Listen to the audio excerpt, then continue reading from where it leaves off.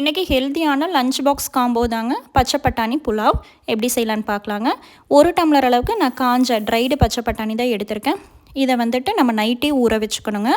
2-3 time wash பண்ணிவிட்டு எந்த டம்ளரில் பச்சை பட்டாணி எடுத்தீங்களோ அதுலேயே 2 டம்ளர் தண்ணி விட்டு நைட்டு ஃபுல்லாக ஊற வச்சுருங்க. அப்போ தான் பச்சை பட்டாணி நல்லா வேகும். மார்னிங் வந்துட்டு இஞ்சி பூண்டு பேஸ்ட்டுக்கு 5-6 பல் பூண்டு 2 துண்டு இஞ்சி சேர்த்தி நல்லா நைஸாக அடித்து வச்சுக்கோங்க.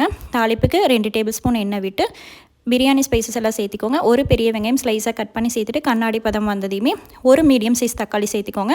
உப்பு சேர்த்திட்டு வெங்காயம் தக்காளி நல்லா கொலைய வதங்கணுங்க.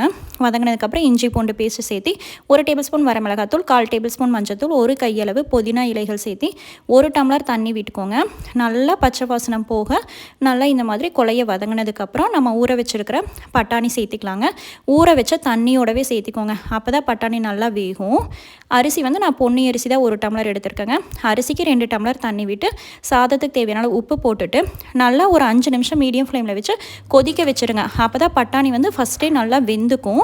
அதுக்கப்புறம் நம்ம லிட்டு போட்டு க்ளோஸ் பண்ணி விசில் விட்டால் தான் பட்டாணியும் நல்லா வெந்து வருங்க.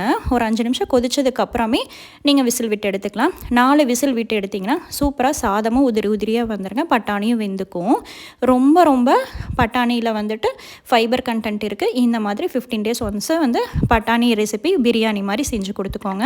ஆனியன் ரைத்தாவோட ஒரு அல்டிமேட் காம்பினேஷனுங்க. இன்றைக்கி ஸ்நாக்ஸுக்கு ஆப்பிள் வந்து கேரமலைஸ் பண்ணதாங்க. 1/2 டேபிள் ஸ்பூன் நெய் விட்டுட்டு 5-6 பீசஸ் கட் பண்ண ஆப்பிள் சேர்த்திக்கோங்க. 1/2 டேபிள் ஸ்பூன் சக்கரை ஒயிட் சுகர் சேர்த்திக்கோங்க. இதுக்கு நாட்டு சக்கரை சேர்த்துனா நல்லா இருக்காது. லைட்டாக ஒயிட் சுகர் கரைய ஆப்பிள் எல்லோயிஷ் ஆகுங்க. நெய் பிடிக்கிறவங்களுக்கு இது நல்ல ஒரு டிஃப்ரெண்ட்டான ரெசிபிங்க. ஜூஸுக்கு பாதாம் பால் தான். 1 டம்ளர் பாலை மீடியம் ஃப்ளேமில் வச்சு கொதிக்கட்டும். ஒரு 10 பீசஸ் ஆஃப் பாதாமை நைட்டே ஊற வச்சு தோல் எடுத்துட்டு ஃபஸ்ட்டு பாதாமை அரைச்சிட்டு அதுக்கப்புறம் தண்ணி விட்டு நல்லா நைஸாக அடிச்சுட்டு கொதிக்கிற பாலில் நீங்கள் சேர்த்தி 5 நிமிஷம் நல்லா ஒரு திக்கான கன்சிஸ்டன்சி வந்து குடித்தோம்னா பாதாம் பால் ரெடிங்க. வாட்டர் பாட்டிலுக்கு வந்துட்டு கட் பண்ண பீசஸ் ஆஃப் நெல்லிக்காய் தாங்க. இது வந்து குடிக்கும்போது இந்த தண்ணி குடிக்கும்போது நெல்லிக்காய் சாப்பிட்டா எப்படி ஜில்லுன்னு இருக்குமோ அப்படி தான் இருக்குங்க. நாளைக்கு பார்க்கலாம். Bye by.